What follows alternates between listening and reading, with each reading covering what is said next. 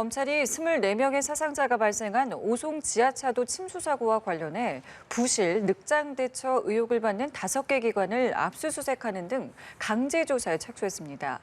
참사의 원인 규명과 책임 소재를 밝히는 작업이 이제 본격적으로 시작된 겁니다. 한편 경북 예천군에서 수해 실종자 수색 중 숨진 고 최수근 상병 순직 사건과 관련해 제기된 여러 의혹들, 해병대 수사단이 조사에 나섰습니다. 오늘 관련 내용들 양지민 변호사와 함께 이야기 나눠보겠습니다. 어서 오십시오. 안녕하세요. 안녕하십니까. 궁평이 지하차도 얘기 먼저 해보겠습니다. 일단 국조실에서 수사 의뢰하고 검찰이 수사본부를 꾸렸고 5개 기관에 대해서 강제 수사에 착수했습니다. 어떤 기관들인지 먼저 짚어볼까요? 네, 말씀해 주신 것처럼 5개 기관에 대해서 압수수색이 진행이 되는데요. 이제 강제 수사로 이제 전환이 되다 보니까 사실은 압수수색은 가장 첫 번째로 할 수 있는 수사의 단계다라고도 볼 수 있겠습니다. 말씀해 주신 것처럼 충북 경찰청, 그리고 충북도청, 청주시청, 행복청, 그리고 충북 소방본부 등 사실은 이제 산하기관까지 따지면 한 10군데의 압수수색이 들어가게 됐고요. 어제 다 마무리가 되지 못해서 오늘까지 좀 일부 기관에 대해서 압수수색이 시행된다라는 이야기가 있습니다. 일단은 관련 자료라든지 서류, CCTV라든지 아니면 당사자들을 사실은 조금 면담을 통해서 일부 조사가 또 진행이 된 것으로 지금 전해지고 있고요. 집중적으로는 왜 당시에 이제 조사, 감찰이 이루어질 때 뭔가 은폐하려는 시도를 했는지, 그리고 누구가 이제 관련된 당사자로 지목이 될 수 있는지 그 부분에 대해서 사실은 이제 일하고 있는 직원들 입장에서는 갑자기 이렇게 이제 압수수색이 진행이 되면서 이제 면담식의 이제 조사가 진행이 되다 보니까 사실은 어떠한 준비할 시간이라든지 그런 건 좀 없었던 것 같아요. 그렇기 때문에 검찰 입장에서는 반대로 그렇게 이제 갑자기 가서 조사를 하게 되면 어느 정도 좀 유의미한 증거들도 많이 수집을 할 수 있지 않을까라는 기대를 하고 있는 것으로 보입니다. 네.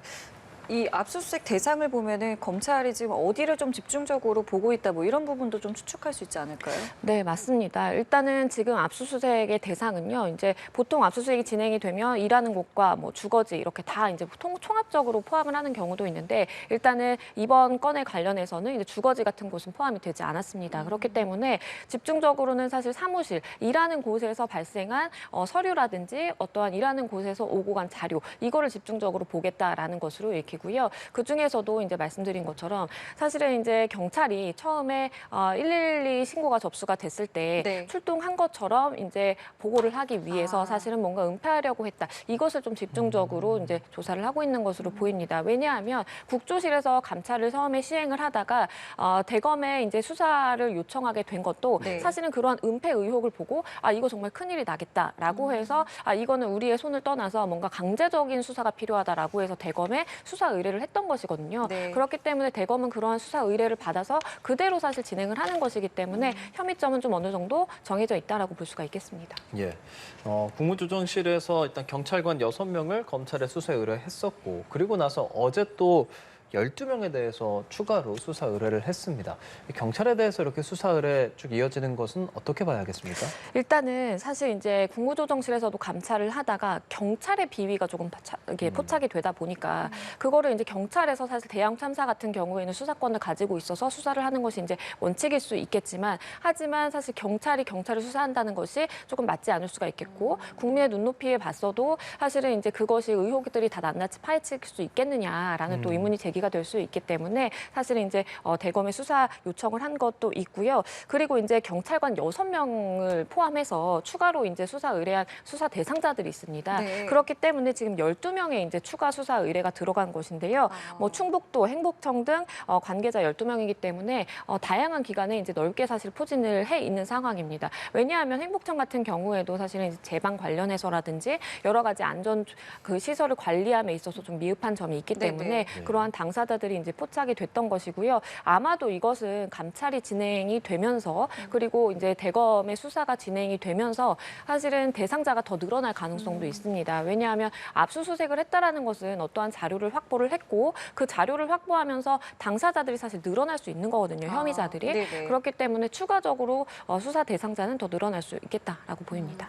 근데 지금 경찰이 이미 수사본부를 꾸려서 운영 중인 거잖아요. 그렇죠. 그럼 이 부분은 어떻게 되는 겁니까? 일단은 투트랙으로 갈 것이다라고 경찰은 이야기는 하고 있습니다. 사실 좀 원론적인 이야기로 보이는데요. 지금 이제 검찰 같은 경우에는 뭐 17명의 수사팀을 꾸렸다라고 이야기가 전해지고 네네네. 있고요. 하지만 경찰은 100명이 넘는 인원을 사실 수사 인력으로 배치를 했었습니다. 왜냐하면 그냥 단순히 이제 비위점이라든지 어떠한 뭐 은폐하려는 의혹에 대해서뿐만 아니고 그러한 시설에 이제 직접 파견이 돼서 현장에 파견이 되는 인력들이 다 포함이 되다 보니까 굉장히 많은 인력이 이제 수사팀으로 꾸려졌었거든요. 네네. 그런데 이제 경찰 입장에서는 조금은 약간 이제 민망한 상황이 될 수 있는 겁니다. 왜냐하면 이제 경찰의 비위점들이 포착이 되다 보니까 우리가 이렇게 많은 수사팀을 꾸렸음에도 불구하고 이제 검찰이 더 적극적으로 지금 나서는 모양새가 네네. 돼서 사실은 경찰의 수사팀은 어떻게 될 것이냐, 동력을 많이 잃을 것이다라는 이야기가 있었는데요. 일단은 이제 경찰에서 밝히기로는 검찰은 검찰대로 그 대검에 요청한 부분에 대해서는 수사가 진행이 되되 하지만 우리도 원칙적으로 대형 참사에 대해서는 경찰이 수사권을 갖고 있기 때문에 우리는 우리대로 이렇게 투트랙으로 진행을 할 것이다라고 이야기가 되고 있습니다. 그 검찰이 이 어떤 수사권을 가지고 갈 수 있는 부분, 이 부분에 대해서는 어떤 생각 갖고 계세요? 일단은 검찰이 지금 이렇게 적극적으로 수사를 하는 것의 이제 첫 번째 이유는 말씀드린 것처럼 경찰이 그 대상자이기 때문입니다. 네. 그렇기 때문에 경찰이 아무래도 대식구 감싸기가 될 수 있겠다라는 여론이 있다 보니까 그러니까 이제 검찰이 개입이 되게 된 것이고요. 그리고 두 번째는 사실은 다들 아시는 것처럼 국무조정실에서 이제 수사 요청이 들어간 부분이기 때문에 네. 대검을 통해서 이제 해당 검찰이 이제 수사팀이 꾸려지게 돼서 지금 이제 수사가 이루어진 것이거든요. 원칙적으로는 대형 참사 같은 경우에는 검찰에는 수사권은 없습니다. 경찰이 수사를 하는 것은 맞는 것이고요. 네. 하지만 이번 사안 같은 경우에는 워낙 이제 국가적인 재난, 뭐 참사다 보니까 네. 사실은 대검까지 이제 통해서 이렇게 수사 의뢰가 들어가다 보니까 검찰이 개입의 여지가 생겼다라고 볼 수가 있겠고요. 예. 추후에도 동일한 상황이 만약에 발생한다라고 한다면, 그러니까 국무조정실에서의 수사 요청과 그리고 뭐 경찰의 비위점이 발견된다라는 그런 두 가지 요건이 또 이제 발생이 된다면 네네. 검찰의 수사 개입도 가능성이 있습니다. 하지만 이제 일각에서는 이게 검수완박법에 따라서 사실은 이제 수사권 조정이 있었는데 이걸 계기로 해서 검찰이 거 봐라, 대형 참사 같은 경우에는 우리가 이렇게 수사를 적극적으로 진행해서 뭐 유의미한 증거들을 확보하고 유의미한 결과를 냈기 때문에 앞으로는 뭔가 수사권 조정이 있어야 되겠다라는 그러한 근거로 삼을 여지가 있다라는 이야기도 나오고 있습니다. 그 경찰과 그런 관련 공무원들에게 적용될 가능성이 있는 혐의는 어떤 것이 있습니까? 일반적으로 우리가 이제 업무를 처리하다가 내가 어떠한 누구를 뭐 다치게 하겠다, 누구를 사망케 하겠다라는 고의가 없이 과실로 인해서 이렇게 사고가 발생한 경우에는 업무상 과실치사가 이제 적용이 됩니다. 거기에 더불어서 이제 경찰 같은 경우에는 공무원이잖아요. 그렇기 때문에 공무원 같은 경우에는 본인이 마땅히 수행해야 되는 직무라는 것이 있습니다. 그런데 그것을 제대로 수행하지 못해서 이렇게 사람이 사망한다라든지 어떠한 뭐 사고가 발생한다라든지 그런 경우에는 이제 직무유기까지 검토를 해볼 수가 있겠고요. 예. 애초에 이제 국무조정실에서 대검으로 수사를 의뢰했던 것도 네. 중대한 직무유기 행위가 포착이 됐다라는 것으로 사실 넘긴 겁니다. 그렇기 때문에 일단은 생각해 볼 수 있는 것은 업무상 과실치사 그리고 업무상 과실치상 그리고 직무유기죄 정도를 검토를 해볼 수 있을 것으로 보입니다. 그런데 이 김영환 충북지사 같은 경우에는 감찰 대상이 아닌 걸로 지금 전해지고 있거든요. 이 부분은 왜 그런 거라고 봐야 될까요? 이게 애초에 감찰의 대상이 되지 않았습니다. 왜냐하면 김영환 지사 같은 경우에는 이제 선출직 공무원이기 때문에 선출직 공무원에 대해서는 국무조정실에서 감찰이 진행할 수 없거든요. 감찰의 대상에 애초에 포함이 되지 않았기 때문에 당연히 이제 검찰의 수사 요청 의뢰를 들어갔을 때에도 그 대상이 포함이 되지 않았고요. 그렇다라고 해서 사실은 지사직을 맡고 있는 사람이 이번 사건에 대해서 전혀 책임이 없느냐, 그것은 아닐 것이고요. 네네. 김영환 지사에 대해서 지금 중대재해처벌법에 따라서 이거 이렇게 처벌을 해야 된다라고 해서 고발이 들어가 있는 상황입니다. 그렇기 때문에 관련해서는 충분히 뭐 조사라든지 뭐 어떠한 수사를 받을 가능성도 열려 있습니다. 그 중대재해 적용하는 데 있어서 쟁점이 되는 건 어떤 부분들이 있습니까? 우선은 첫 번째는 이제 공공시설, 공용시설이어야 되는 부분이 있습니다. 그런데 이제 다들 아시는 것처럼 뭐 미호강 주변에 이렇게 지하차도라든지 우리가 이용하는 매일같이 이용하는 도로, 당연히 이제 공용시설에 포함이 될 것입니다. 네. 그렇기 때문에 그러한 요건은 충족이 됐다라고 보이고요. 더불어서 중대한 뭔가 결함상에 이제 하자가 있는데 그걸 내가 관리를 잘 못했다라든지 이런 부분이 인정이 돼야 됩니다. 그런데 지금 전문가들이 이야기를 하고 있는 것은 네. 미호강 주변에 지금 제방 대신에 이제 모래를 이렇게 쌓아놓는 제방 형식으로 만들어 놓은 것이 있는데 그게 일반적인 전문가들이 생각하는 기준치보다 한 1.5m 정도 낮았다라고 지금 전해지고 있거든요. 예. 사실은 이제 집중호우가 올 것이다. 비가 굉장히 많은 양이 집중적으로 내릴 것이다라는 것은 며칠 전부터 다 예보가 됐던 부분입니다. 그렇기 때문에 충분히 관련 공무원들도 예상을 할 수가 있었던 부분이고 그러면 그렇게 1.5m가 낮은 그 제방에 대해서 뭔가 손 쓸 시간이 충분히 있었고 그런데 그것을 하지 않았다라는 것은 중대한 뭐 하자라든지 결함을 잘 관리하지 못했다라고 볼 여지도 사실 상당 부분 있는 것이고요. 그리고 더불어서 지하차도에 사실은 이제 차들이 이제 지나다니고 있는 상황이었습니다. 네. 왜냐하면 물이 차오르기 시작했을 때 그 처음에 사실은 교통통제만 했더라도 이러한 사망사고는 발생하지 않았을 것이거든요. 네. 그런데 112 신고도 있었고 실제로 이 물도 차오르고 있었던 상황이고 네. 옆에 제방이 1.5m나 낮게 지금 굉장히 임시로 이렇게 마련이 되어 있다라는 것을 상황을 종합하면 충분히 이 부분에 대해서 교통통제가 이루어졌어야 함에도 불구하고 그렇지 못했거든요. 이것도 사실은 관리상의 하자라고 볼 가능성도 굉장히 높기 때문에 이러한 두 가지 쟁점이 충족이 된다라고 한다면 이제 중대시민재해로 볼 가능성이 높아집니다. 수사 대상은 어떻게 될까요? 조금 전에 김영한 충북지사도 언급을 좀 해주셨는데 뭐 어느 정도 범위까지 될 수 있을까요? 네, 일반적으로는 이제 중대재해처벌법에서는 뭐 이제 그 경영자라든지 아니면 뭐 일반 지자체장이라든지 이러한 사실 이제 어떻게 소위 표현하면 수장들을 이제 처벌을 하는 네네. 그런 법률입니다. 그렇기 때문에 사실 판례가 좀 많이 없기도 한데요. 일단은 언급해 주신 것처럼 이제 김영환 충북지사 포함될 수 있고요. 그리고 행복청장도 포함이 될 수 있고요. 그리고 이제 도청이 있으면 도청 이제 그 관리하는 이제 도지사라든지 이런 사람들도 다 이제 포함이 될 수 있습니다. 그렇기 때문에 지금 검찰이 강제 수사를 하고 있는 그 기관의 기관장들이 사실 대상이 된다라고 볼 수가 있겠고요. 일단은 지금 두 가지 요건은 충분히 충족할 수 있다라는 것들이 많은 이제 전문가들의 의견이기 때문에 그러면 누가 어디까지 이제 책임을 져야 되는지 네네. 그 부분이 좀 남아 있는 것으로 보입니다. 그 중대재해처벌법에 대해서 시청자분들 들어보셨겠지만 중대시민재해 같은 경우는 지금까지 뭐 처벌하거나 한 판례가 없는 거죠? 맞습니다. 이게 중대재해처벌법에는 중대 산업재해와 그리고 중대 시민재해 두 가지가 이제 규정이 되어 있습니다. 중대 산업재해 같은 경우에는 많은 분들이 아시는 것처럼 우리가 뭐 공사 현장에서 뭐 안전 조치를 미흡하게 해서 뭐 공사를 하시는 분이 사망한다라든지 다친다라든지 이런 경우에 이제 적용이 되는 것이고요. 중대 시민재해 같은 경우에는 사실은 우리가 이렇게 뭐 매일 이용한 도로라든지 아니면 대중교통 시설이라든지 이런 것들을 관리를 잘못해서 사람이 사망하거나 다치게 된다. 그럴 경우에 이제 이렇게 성립을 하는 겁니다. 그렇기 때문에 과거에 골프장에서 그러한 골프장의 시설을 관리를 잘못해서 사람이 사망하는 사건이 있었는데 여기에 이제 중대 시민재해로 볼 수 있을 것이냐 아닌 것이냐 이걸로 사실 쟁점화가 됐던 부분이 있었는데요. 네. 실제로 사건화가 되지는 않았습니다. 아. 그렇기 때문에 지금 실제로 중대 시민재해로 처벌을 받은 사례는 없다라고 보시는 것이 맞고요. 네. 만약에 이번에 인정이 된다면 첫 사례입니다. 지금 물론 사례가 없기 때문에 예측하기는 되게 어렵겠지만 지금까지 상황들이나 좀 전해지는 것들로 변호사님께서 보실 때 그렇게 이번에 적용될 가능성 좀 높다고 생각하고 계십니까? 적용될 가능성도 있습니다. 왜냐하면 이게 이제 중대 시민재해라는 것을 따로 만든 것이 말씀드린 것처럼 업무상 과실치사라든지 업무상 과실치상으로 충분히 처벌할 수 있음에도 불구하고 예. 우리가 안전 불감증을 우리가 해소해야 되다. 그러한 취지에서 사실은 형량도 훨씬 높게 규정을 해서 만든 것이 이제 중대재해처벌법이거든요.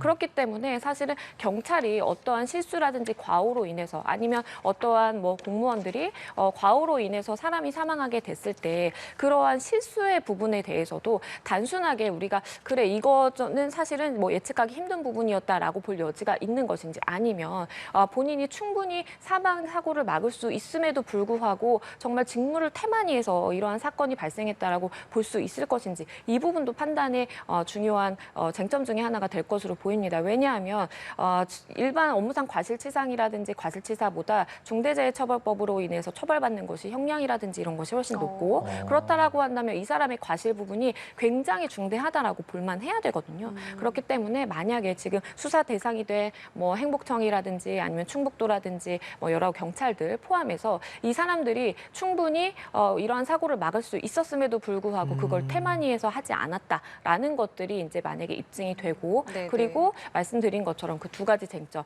뭐 공용시설에 포함이 되고 그 관리상의 하자가 있었다. 이러한 부분들이 다 포함이 된다라고 한다면 첫 중대시민재해로 판단될 수 있는 그런 가능성도 열리는 것이고요. 만약에 이게 중대시민재해로 인정이 된다면 예. 사실은 굉장히 국가적으로 좀 비상이라고 볼 수도 있습니다. 왜냐하면 우리가 매년 이렇게 사실 홍수라든지 이런 것들은 발생할 네네. 텐데 그렇죠. 그럴 때마다 만약에 이렇게 대규모의 뭐 인사상 사고가 발생하게 되면 다 중대시민재해로 볼 가능성이 높아지는 것이거든요. 그렇기 때문에 이번에 정말 사건화가 되는지 판결이 어떻게 나는지도 살펴봐야 되는 중요한 쟁점 중에 하나입니다.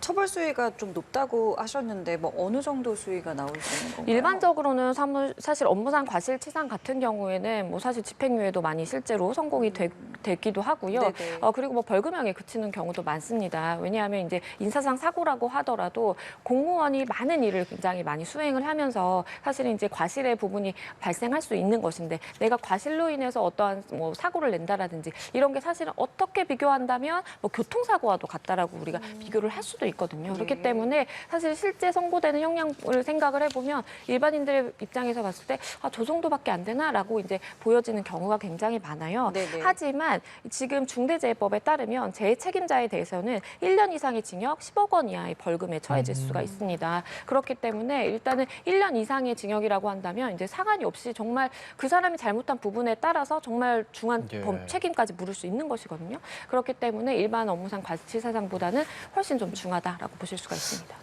말씀 중에 해마다 이 집중호우로 인한 뭐 여러 가지 사고들이 있었다고 말씀해 주셨잖아요. 그러면은 당시에는 이 책임자 처벌이라던가 책임을 어떻게 물었었을까요? 당시에는 사실 이제 중대재해처벌법이 발생하기 전에는 예. 업무상 과실치사상으로 책임을 물었습니다. 우리가 일반적으로 뭐 내가 공무원인데 공무직을 수행을 하다가 어떠한 인사상 사고가 발생하면 사실 다 업무상 과실치사상으로 이제 보게 되거든요. 그리고 실제로 앞서서도 비교하면서 말씀을 드렸지만 우리가 차를 몰다가 교통사고가 났다. 네. 내가 사람을 다치게 했다라고 할 때도 업무상 과실치사상죄가 적용이 됩니다. 그렇기 때문에 굉장히 광범위한 부분에 대해서 적용이 될 수 있는 범죄다 보니까 우리가 이제 중대 시민재해 같은 경우에는 좀 따로 떼서 봐야 된다. 더 중하게 처벌해야 되고 공무원이 일반 시민의 안전을 해친 경우에는 우리가 좀 따로 특별법을 마련해서 이렇게 중대하게 처벌이 돼야 된다라는 이제 취지인 것이거든요. 네. 그렇기 때문에 일반적으로 그 과거에 뭐 어떠한 뭐 이렇게 홍수가 났거나 아니면 어떠한 뭐 건물이 붕괴가 되거나 이렇게 해서 사람이 사망하거나 이제 다치게 됐을 때 업무상 과실치사상으로 처벌을 했습니다. 예, 궁평이 지하차도 관련해서 조사되는 것들 좀 지켜봐야 할 것 같고요. 또 이번 폭우로 인해서 경북 예천에서 사실 수해 실종자를 수색하는 과정에서 해병대 고 최수근 상병 순직하는 사고가 있었습니다. 관련해서 지금 해병대에서 계속 조사를 한다고 하는데 수사단에서 어떤 의혹들이 제기되는 부분에 대해서 조사하는 겁니까? 지금 일단은 몇 가지의 이제 의혹들이 있습니다. 첫 번째는요, 이제 무리하게 수색을 독려했다라는 겁니다. 왜냐하면 이제 이렇게 너네가 수색을 해가지고 만약에 뭐 시신이라든지 어떠한 뭔가 유의미한 증거들을 찾게 되면 그러면 이제 포상휴가 주겠다라고 했다라는 겁니다.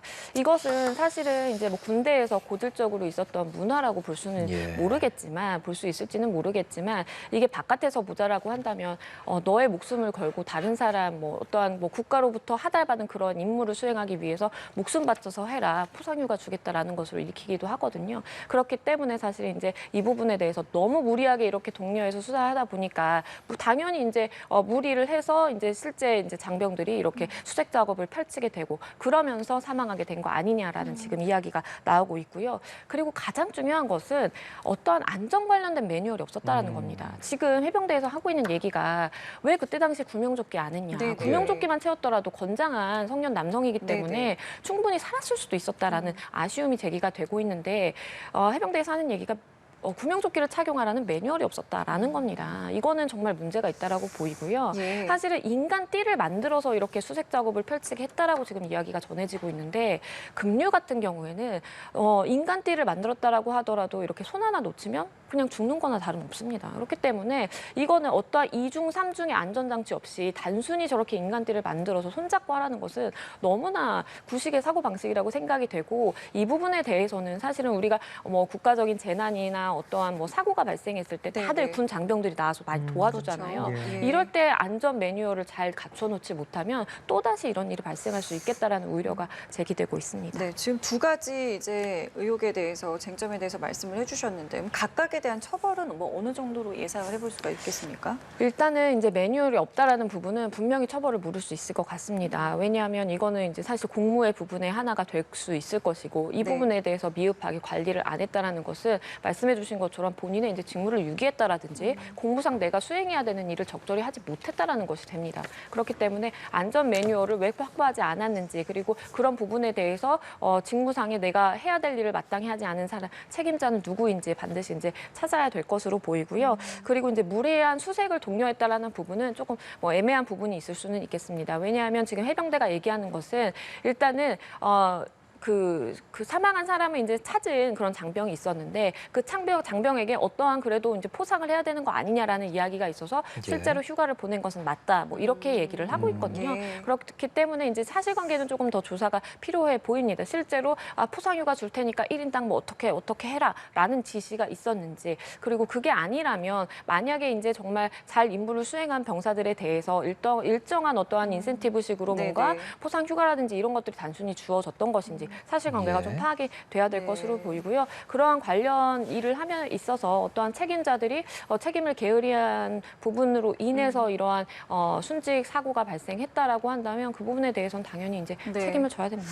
일단 해병대 측에서 이제 말한 것은 이제 수색 활동을 독려하기 위한 차원은 아니었고 이제 시신을 찾은 병사의 어떤 심리적인 안정이 필요해서 그 부분에 대한 언급이었다라고 이야기를 하고 있는데 말씀하신 것처럼 이 부분에 대한 수사가 좀 필요한 부분인데 이게 지금 해병대 차원에서의 수사인 거잖아요. 그렇죠. 그럼 이게 앞으로 뭐 경찰로 이첩이 되는 겁니까? 어떻게 되는 겁니까? 일단은 해병대 사령부는 경찰로 이첩을 해야 되는 사안으로 보고 있는 것 같습니다. 네. 아직은 해병대 이제 내에서 지금 뭐 매뉴얼이 없었다라는 얘기도 나오고 우리가 어떤 부분이 미흡했다. 사실 이제 언론에서도 많이 지적이 되다 보니까 해병대 차원에서 지금 이루어지고 있는 것인데요. 일단은 해병대 수사단이 이제 조사를 마친 뒤에는 경찰이 또 한 번 들여다볼 것으로 보입니다. 그래서 경찰에서 어떠한 부분이 이제 미흡했는지도 판단이 될 것으로 보이고요. 그리고 이제 군 인권센터에서도 지금 지속적으로 많은 장병들이 생대로 이야기를 들으면서 그때 당시의 상황이 어땠는지 그리고 이제 이 순직 사고 관련해서